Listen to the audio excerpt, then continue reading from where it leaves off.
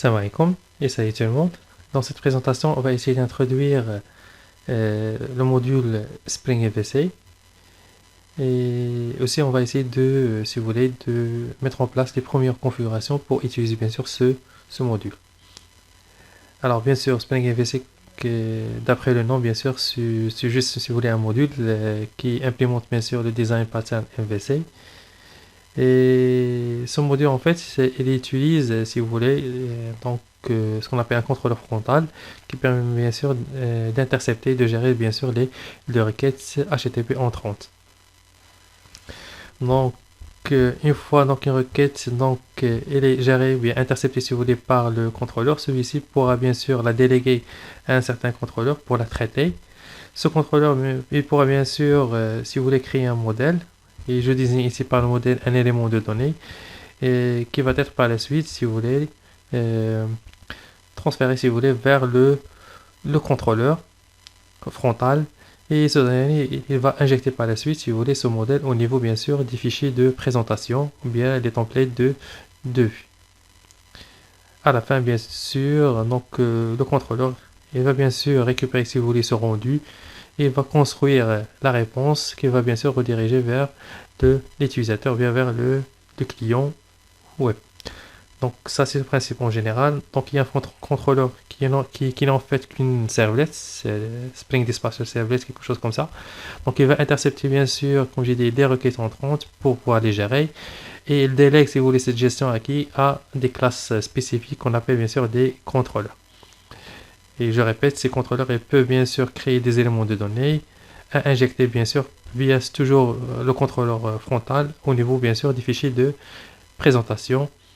Et par la suite, c'est toujours le contrôleur frontal qui se charge bien sûr de, si vous voulez, de rédiger la réponse à envoyer à l'utilisateur. Alors pour créer notre projet, si vous voulez, qui respecte bien sûr plutôt qui utilise le module Spring MVC, on va devoir bien sûr créer un projet web dynamique et bien sûr ceci en utilisant, bien en se servant, si vous voulez, de l'utilitaire Maven, bien sûr qui va nous permettre de faciliter, si vous voulez, le téléchargement des bibliothèques qui sont essentielles pour, bien sûr pour ceci, pour pouvoir utiliser le module, si vous voulez, Spring MVC. Donc on va toujours utiliser notre environnement Eclipse, ou bien STC, Spring Tool Suite. Donc, comme j'ai dit, l'environnement qui est normalement optimisé pour Spring. Et on va devoir créer, si vous voulez, un projet Maven. Un projet Maven, donc Adar, si vous voulez, Maven Project, le voilà. Et ce projet, je vais le nommer par exemple. Donc, je vais choisir une architecture, si vous voulez, ou bien un type d'architecture. Donc, l'architecture qu'on va utiliser, c'est une architecture voilà, qui respecte, si vous voulez, un projet web dynamique. Donc, c'est Maven Archetype Web Apps. Web App, la version 1.1.0. Bien sûr, je dois toujours spécifier le groupe ID et l'artifact ID. Donc là, si vous voulez, la concaténation entre ces deux informations, ça donne, si vous voulez, une sorte de nom unique à mon projet. Bien sûr que je peux déployer dans ce qu'on appelle des serveurs de repository, si vous voulez. Alors, je vais le nommer comment? Donc, Spring MVC.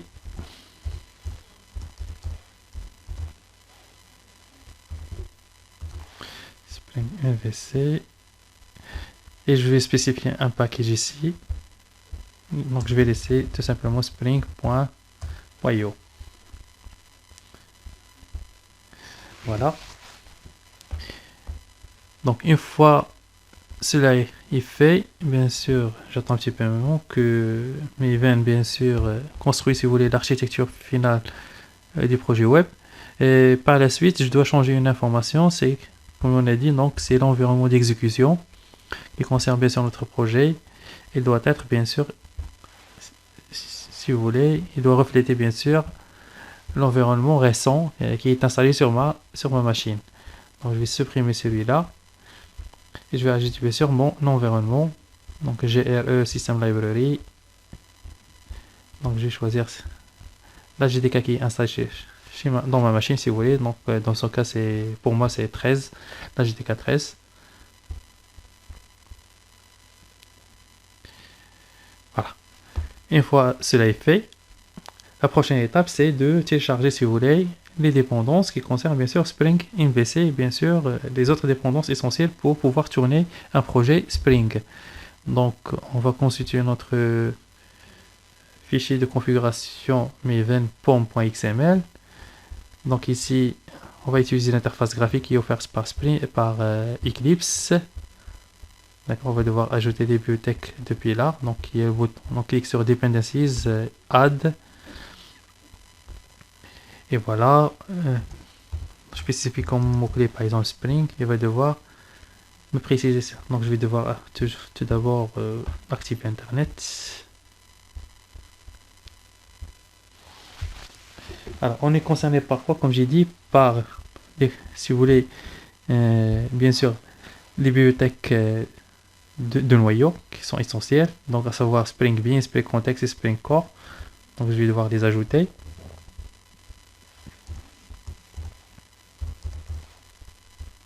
Contexte. Automatiquement, elle ajoute la dernière version. Bien, elle nous propose les dernières versions. Aussi, bien contexte, il y a core, noyau, c'est haut.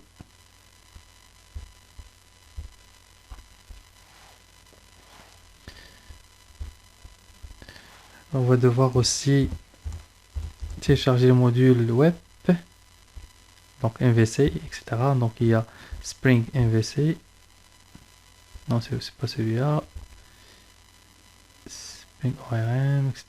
Voilà, Spring Web et Spring Web MVC. Je sais pas s'il y a contrôle. Non. Spring Web et Spring Web MVC.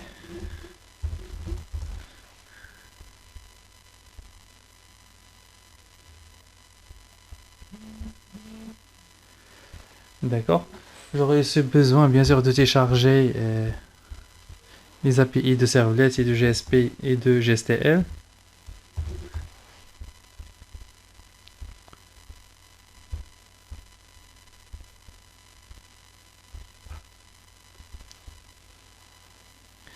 GSP.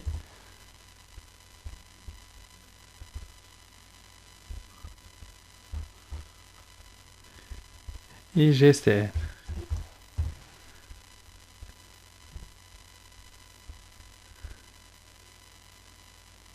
Voilà, ça c'est notre configuration basique pour pouvoir utiliser, si vous voulez, Spring MVC. Donc je supprime JUnit, je ne vais pas l'utiliser. D'accord, maintenant je vais sauvegarder bien sûr mon fichier pour qu'il puisse bien sûr télécharger les dépendances. Donc ça va prendre un petit peu de temps. Donc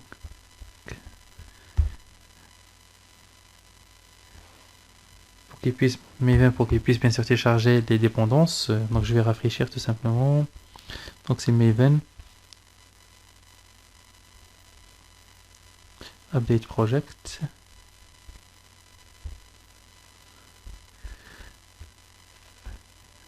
Alors vous constatez ici que donc il y a une bibliothèque qui est ajoutée ici, et bien un dossier qui contient les bibliothèques, c'est libraries. Il y a les dépendances de Maven. Donc les jars qui ont été téléchargés automatiquement. Donc contexte, le core, le web MVC, les servlets, la GSP et les GSTL. Alors une fois cela est fait, donc on va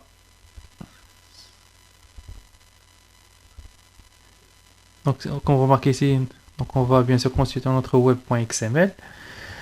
Et là, on va devoir ajouter notre contrôleur frontal, ou bien les informations qui concernent notre contrôleur frontal. Alors, le contrôleur frontal, en fait, c'est une servlette. Donc, on va devoir ajouter, si vous voulez, une servlette.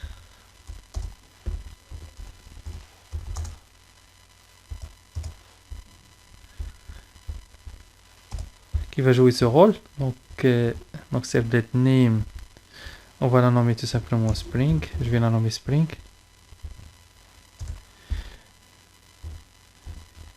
Et la classe, on va devoir la retrouver, si vous voulez, à partir des fichiers jar qui ont été téléchargés. Donc, je vais ici. Notre contrôleur, en fait, il fait partie du package du web. Donc, c'est Spring Web MVC, en fait. Voilà. Le paquet c'est org.spring.framework, framework plutôt .web.servlet, et la classe qui nous concerne c'est le dispatcher servlet. En fait, c'est cette classe en fait qui va jouer le rôle du contrôleur frontal. Donc je vais devoir copier son nom et le préciser ici. Et voilà. D'accord. Autre information à préciser ici que cette servlet doit être chargée en premier. Donc on a juste l'information en fait, load, etc. en startup, et je donne la priorité 1. Donc il y a la plus haute priorité, bien sûr en présence d'autres contrôleurs, si vous voulez, qui appartiennent bien sûr à d'autres frameworks. Donc celle-ci sera bien sûr exécutée en premier lieu. Alors, une fois cela est réalisé, l'autre étape à faire, c'est quoi? En fait, c'est de préciser, si vous voulez, le mapping qui concerne bien sûr ce contrôleur. Donc, il y a l'information serverless mapping. Mapping, ça veut dire quoi? Quels sont les types de liens qui seront, de requêtes qui seront bien sûr gérées par ce contrôleur-là.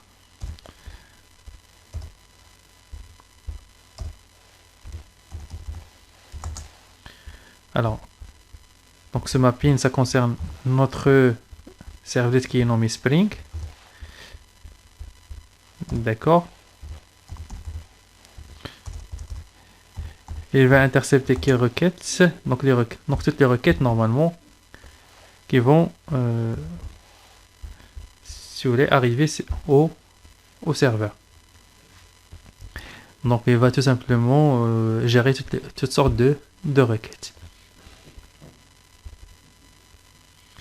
Une dernière chose à configurer au niveau du fichier web.xml, c'est bien sûr, on ajoute une information concernant le fichier de configuration de Spring, plutôt de Spring MVC. Donc dans ce cas, on va devoir ajouter des paramètres d'initialisation à notre servlet, et ces paramètres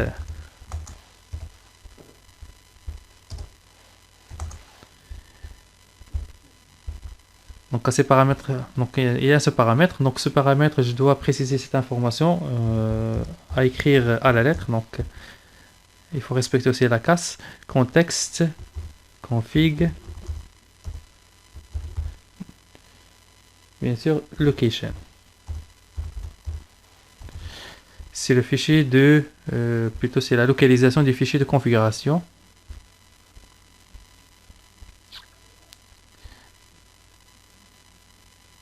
D'accord.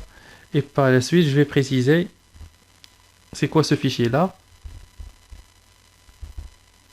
dans, bien sûr, dans l'élément param value. Donc le fichier, on va devoir par exemple le placer par exemple dans un fichier qui est accessible au class path, webinf par exemple,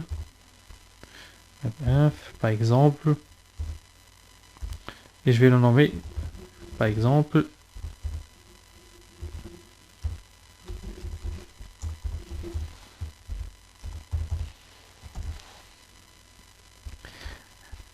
alors je peux donner n'importe quel nom, mais à condition que le nom de ce fichier doit se terminer par -6 ici, suivi de servless.xml.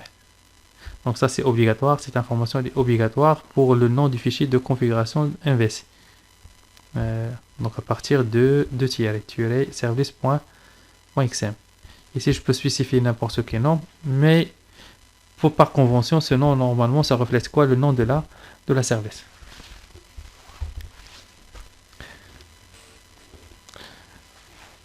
Voilà. Une fois cela est réalisé,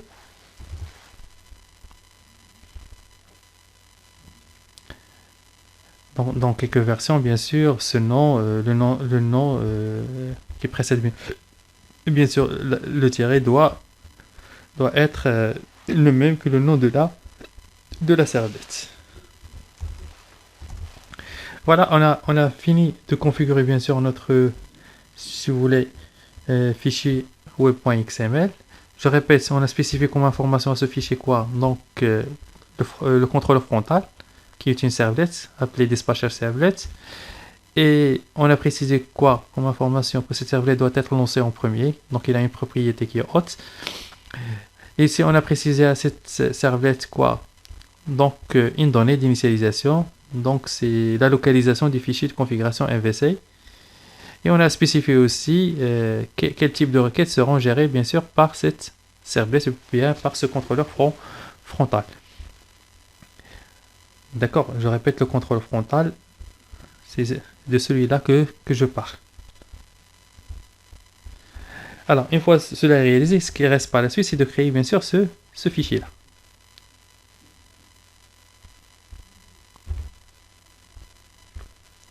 Donc, on va devoir le créer à l'intérieur de WebInf. WebInf, c'est un dossier qui est accessible aux classes path. Donc, WebInf. Donc, ici, l'utilitaire, si vous voulez, Spring Tool Suite. Donc, il nous facilite en fait de créer ce genre de fichier. Donc, je parle de fichiers de configuration, bien sûr, de Spring MVC. Donc, ici, je vais tout simplement écrire Spring. Il y a Spring Bean Configuration File. Donc, je vais donner ce nom-là. Non, alors, j'ai raté quelque chose. Donc, je vais supprimer celui-là. Je vais remove.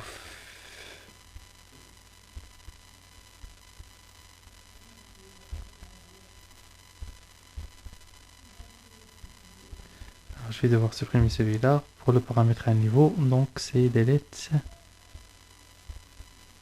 D'accord.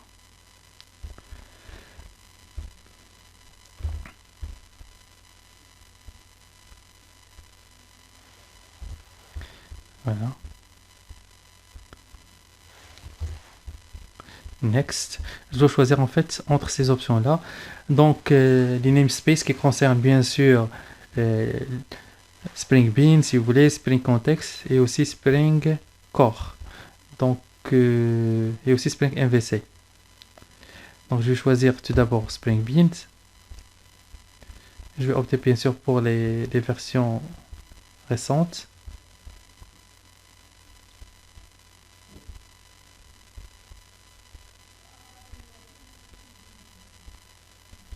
Je vais choisir aussi par exemple Spring Context. C'est la version 4 par exemple, 3. Je vais choisir aussi par exemple, comme j'ai dit, Spring MVC. Donc les namespaces XML. D'accord, Spring MVC. Et autre chose, donc c'est assez suffisant ça. Voilà. Maintenant, je peux cliquer sur Finish. Donc, il nous ajoute cette structure-là, comme vous remarquez ici, qui contient les namespaces, bien sûr, pour les namespaces qui peuvent être utilisés, bien sûr, à partir desquels, mais des schémas à partir desquels on pourra configurer, bien sûr, une bin, des contextes, des informations de contexte et des informations MVC. Donc, la première configuration qu'on va devoir établir ici, c'est la configuration qui concerne bien sûr le package de balayage. Donc, où Spring va chercher bien sûr ce qu'on appelle les bins, bien les composantes Spring. Donc ici, le package qu'on va essayer d'utiliser, on va le nommer par exemple comme on l'a déjà créé, je pense. Il a été créé par Maven au premier. Donc c'est com.usd. Donc Spring va essayer de chercher, si vous voulez, les composantes qui sont de type bin, si vous voulez, au niveau de ce package-là. Donc si je regarde ici, donc on l'a pas encore créé. D'accord, on va devoir le créer tout simplement. Donc, new package. Comme je dis, c'est com.usd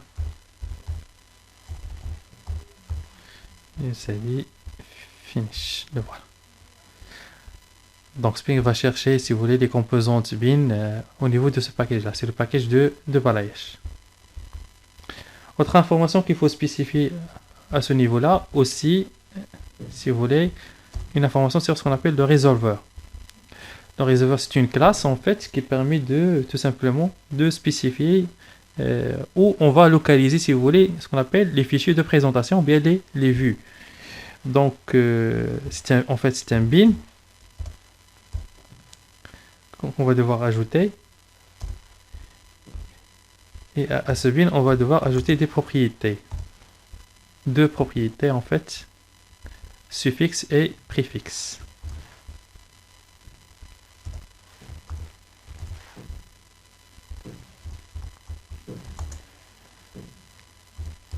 Donc, suffixe et donc préfixe. On va devoir bien sûr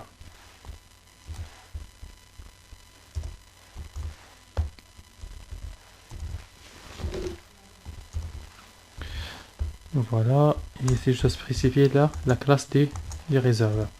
La classe en fait il se trouve au niveau toujours du module web.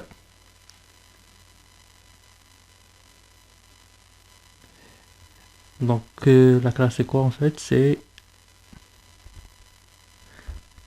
donc on va constituer les librairies bien sûr Maven, MVC, Vue. Donc où il y a par exemple Vue, voilà, org.web.servlet.vue, et donc c'est la classe internal resource Vue resolver. Là voilà.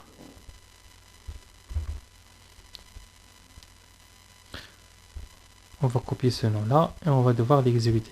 Donc le coller ici si vous voulez. Voilà, c'est notre classe de resolver.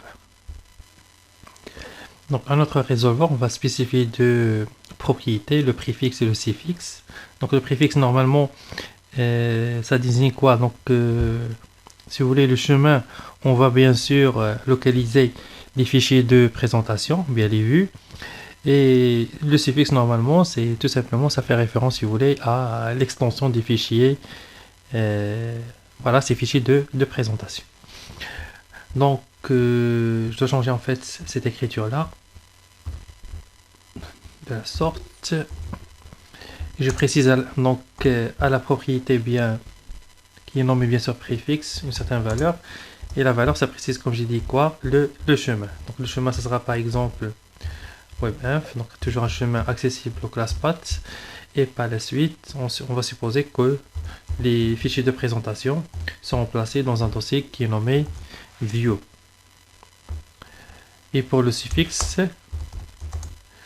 donc la nature du fichier de présentation, bien le type du fichier de présentation, donc ça sera donc, toutes sortes de fichiers GSP par exemple. Donc les fichiers qui se terminent par l'extension .gsp. Donc on va devoir créer ce fichier là, view par exemple à l'intérieur de WebInf. Donc je vais ajouter ce fichier là.